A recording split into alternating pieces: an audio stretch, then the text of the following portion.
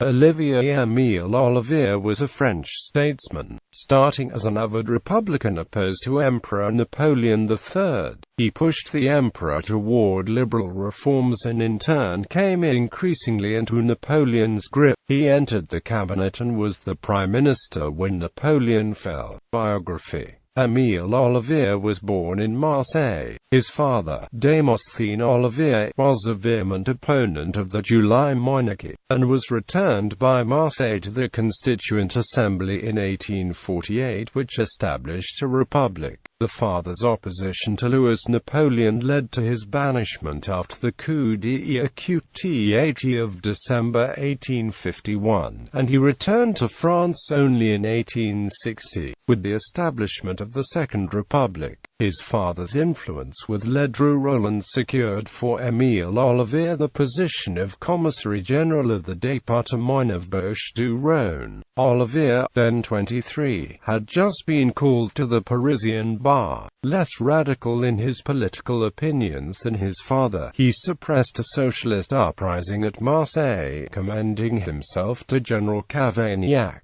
who made him prefect of the department. He was shortly afterwards removed to the comparatively unimportant prefecture of Chaumont-la-Ville, a demotion perhaps brought about by his father's enemies. He resigned from the civil service to take up a practice at the bar, where his abilities assured his success. Calls for a liberal empire. He re-entered political life in 1857 as deputy for the 3rd circumscription of the Seine département. His candidacy had been supported by the Sickle, and he joined the constitutional opposition. With Alfred Darimon, Jules Favre, J.L.H.E. Acuteno and an Ernest Picard, he formed a group known as Les Cinq, which wrung from Napoleon III some concessions in the direction of constitutional government.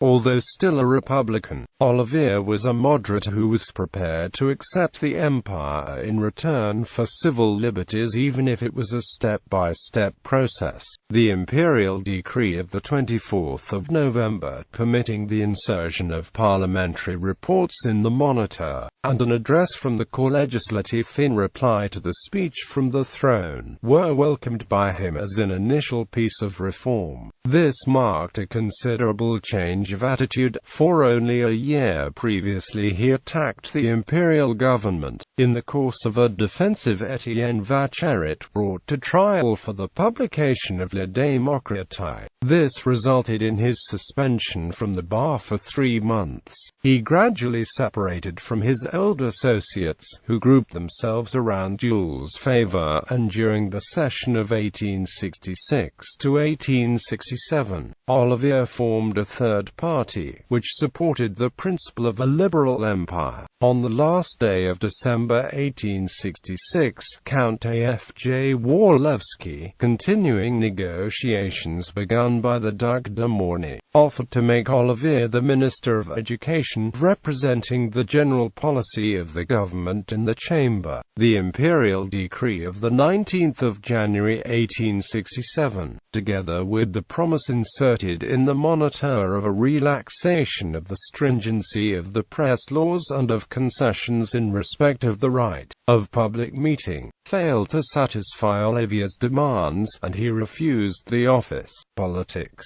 On the eve of the general election of 1869, he published a manifesto, le 19 janvier, on his policy. The Sénatus Consulta of 8 September 1869 gave the two chambers ordinary parliamentary rights, and was followed by the dismissal of Eugene Rouher and the formation in the last week of that year of a ministry of which Olivier was really premier, although that office was not nominally recognized by the Constitution. The new cabinet, known as the Ministry of the 2nd of January, had a hard task before it, complicated a week after its formation by the shooting of Victor Noir, a Republican journalist, by Pierre-Napoleon Bonaparte, the emperor's cousin. Olivier immediately summoned the High Court of Justice for the judgment of Prince Bonaparte and Joachim Murat. The riots following the murder were suppressed without bloodshed. Circulars were sent round to the prefects forbidding them to put pressure on the electors in favor of official candidates. Baron Haussmann was dismissed from the prefecture of the Seine-Département. The violent press campaign against the emperor, to whom he had promised a happy old age, was broken by the prosecution of Henry Rochefort, and on the 20th of April a Senatus Consulta was issued which accomplished the transformation of the empire into a constitutional monarchy. Neither concessions nor firmness sufficed to appease the irreconcilables of the opposition, who since the relaxation of the press laws were able to influence the electorate. On the 8th of May, however, the amended constitution was submitted, on Roux's advice, to a plebiscite, which resulted in a vote of nearly 7-1 in favor of the government. This appeared to confirm that Napoleon III's son would succeed him and was a bitter blow to the Republicans. The most distinguished members of the left in the cabinet, L.J. Buffet, Napoleon Daru and Talleyrand Roy, resigned in April over the plebiscite. Olivier himself held the Ministry of Foreign Affairs for a month, until Daru was replaced by the Duc de Gramont, Olivier's evil genius. The other vacancies were filled by J.P. Mega and C.I. Plichon, both of them of conservative tendencies.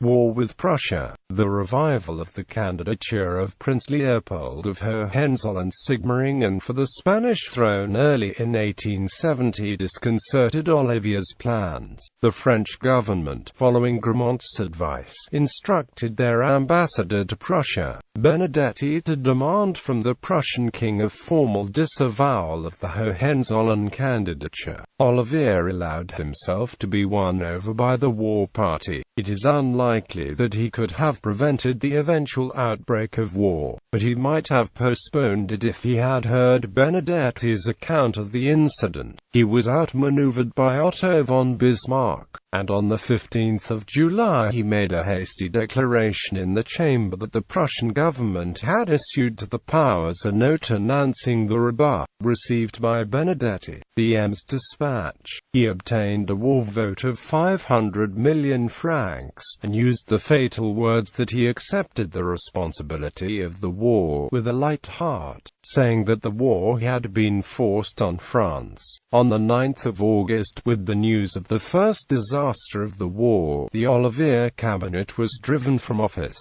and its chief sought refuge from the general rage in Italy. He returned to France in 1873, but although he carried on an active campaign in the Bonapartist estafette, his political power was gone, and even in his own party he came into collision in 1880 with Paul de Cassagnac.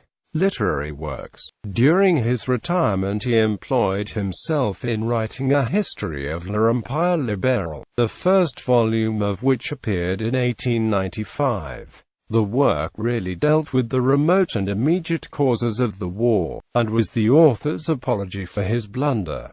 The 13th volume showed that the immediate blame could not justly be placed entirely on his shoulders. His other works include Démocratie et Liberté, Le Ministère du 2 janvier Mes Disques, Principes et Conduite, L'Église et l'État au Concile du Vatican, Solutions politiques et sociales, Nouveau Manuel du droit ecclésiastique français.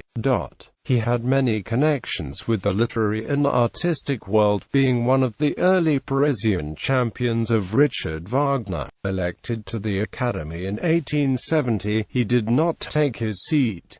His first wife, Blandine Liszt, was the daughter of Franz Liszt and Marie Degot. She died in 1862, and in 1869 Olivier married Mlle Gravier. Olivier's own view of his political life is given in his L'Empire libéral, an important document for the history of his time.